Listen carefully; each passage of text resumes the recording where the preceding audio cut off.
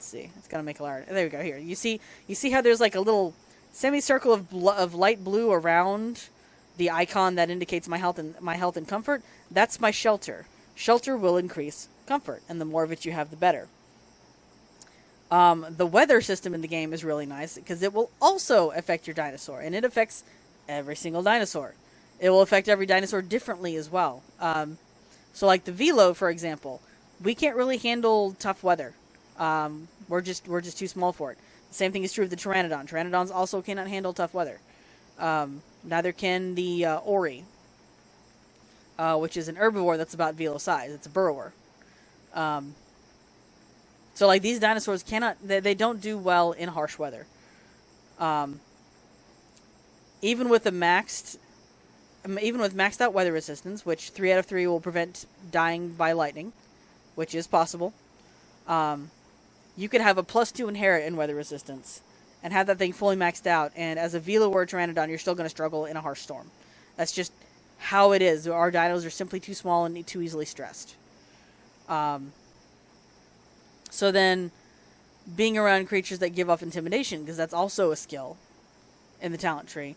There's certain talents that help mitigate that, but we can't hang around it for too long anyway because we're just too small. So being intimidated will lower your comfort. Being out in the storm will lower your comfort. Being in the water, if you are not a water creature, will lower your comfort. If you are a fully aquatic creature, being beached will lower your comfort. If you go into a burrow as something that is not meant to go into a burrow, you will lose comfort fast. And when your comfort reaches a certain level, you start to lose health. So not only do you want your comfort high to help with growth, you want it high to prevent your death. So like comfort plays a huge factor in an animal. Comfort basically acts as your stress meter.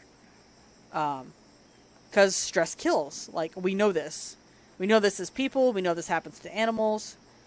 So, like, it's only logical to include it in a game as in-depth as Piece of Bermuda.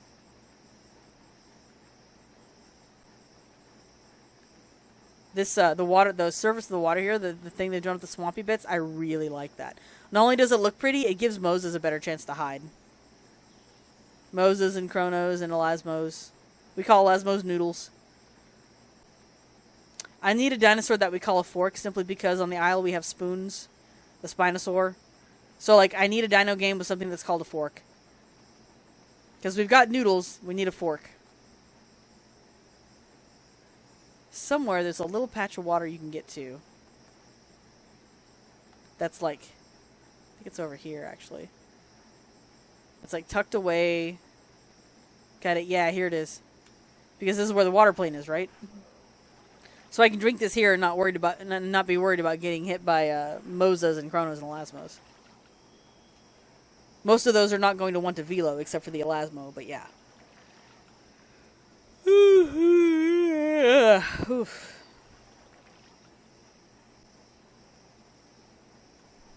What else can I talk about? Food satiation. Food satiation can be gained. Oh, hello, big bird. Can be gained in 2 ways. The first is by killing other players, because player gore will give you satiation. Period. Like, even when it's rotten, it will give satiation. But, like, rotten food will make you sick, which gives you a debuff, which will lower your comfort, which will eventually lower your health. So you want to avoid the debuffs. Oh, awesome. There's another. I forgot about that one, too. So food satiation you can get from player gore. So, like, PvP is encouraged in this game because it's a survival game. It's herbivores versus carnivores.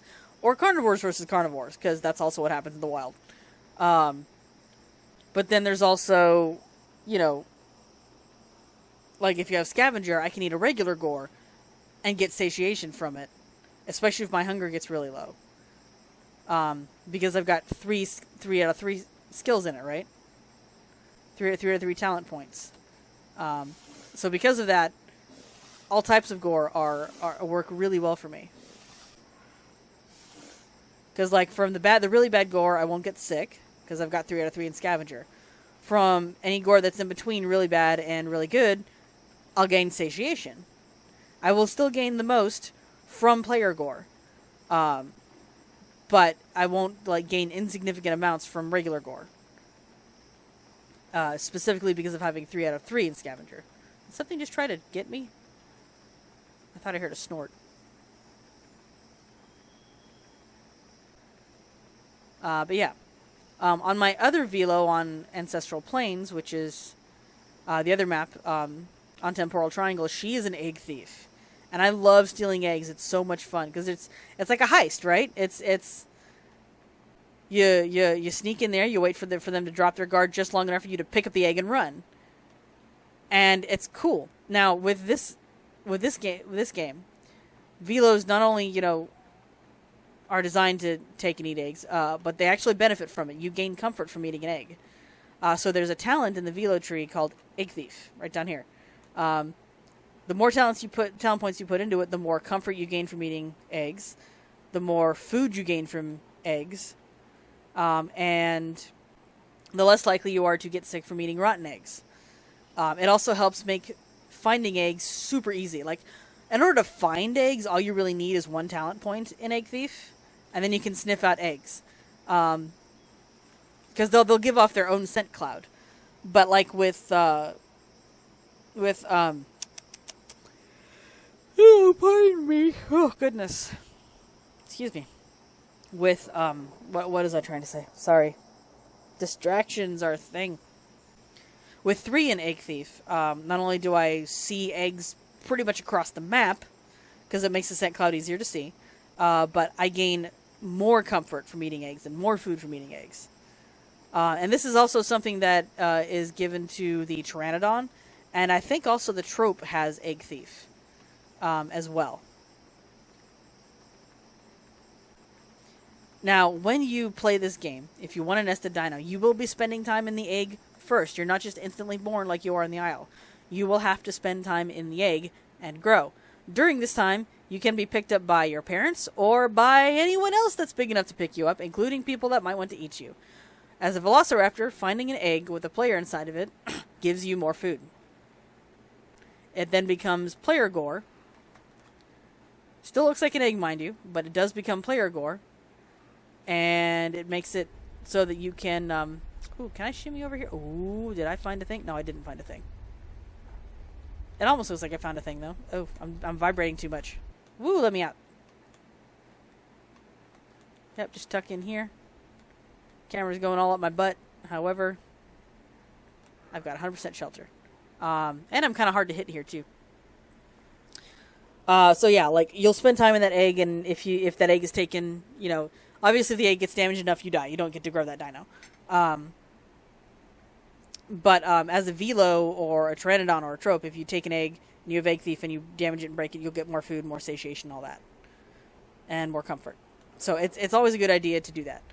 For roleplay purposes, this guy is only going to take eggs that have been fully abandoned.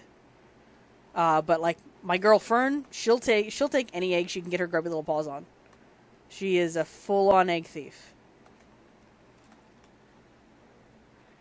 This guy, I have to grow enough to... Yeah, you see right now it's hard for me to get talent points.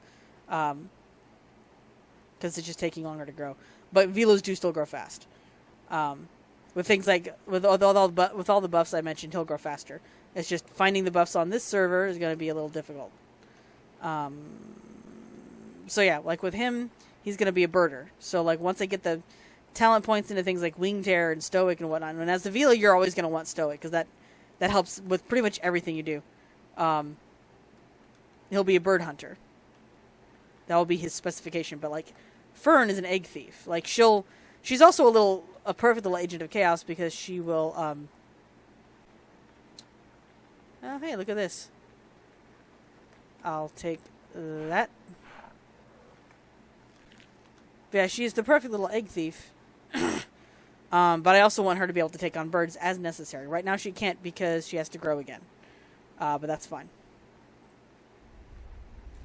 So this is mostly just an in-depth look at Velo today. I'll probably go over other dinos later. So a lot of dinos I actually don't know much about. I don't play the herbivores much because herbivore life is boring. It is so boring. Like, you just sit there in a herd, so you've got protection, and then you just grow. And it's like, if I wanted to AFK grow, I'd play the Isle. Like, seriously.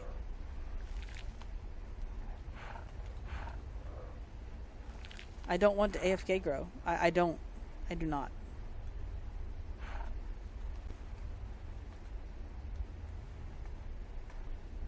is something that I genuinely do not wish for. I'm willing to bet that trope went up on one of these ledges. But I don't have anything in wing chair yet, so I have to wait. Your bias helps with your comfort. So eating things like the blue crystals or the yellow flowers, those are specific to aiding your comfort. And your bias will max out at 20. But that's also a buff. So, like, you still want to get that when you can. There we go. Yay.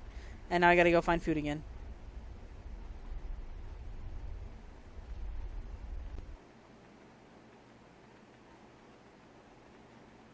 Oh, also, this is fairly new, but you can sniff things, and it will tell you a little about them. These are highly poisonous, so don't eat the blue mushrooms. This glowing thing right here, this is what we call a fat plant, because it gives you tons of... Woo, hello! Hello, Megs. Big Megs. As a Velo, I'm going to want to get out of their range. Velos are the only dino that can climb in the game at the moment. Ooh, those are some big Megs. Big Megs.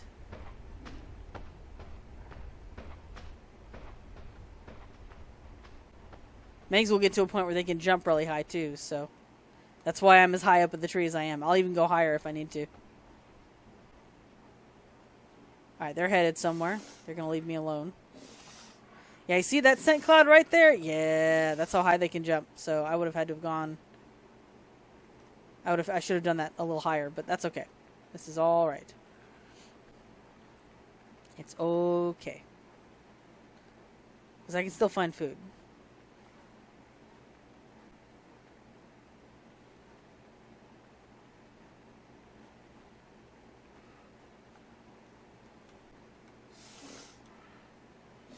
Even if it's bad food, it's still food for me, because I've got that scavenger.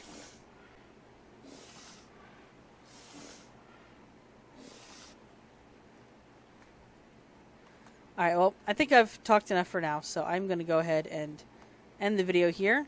And, oh, that hurt. And I will see you guys next time.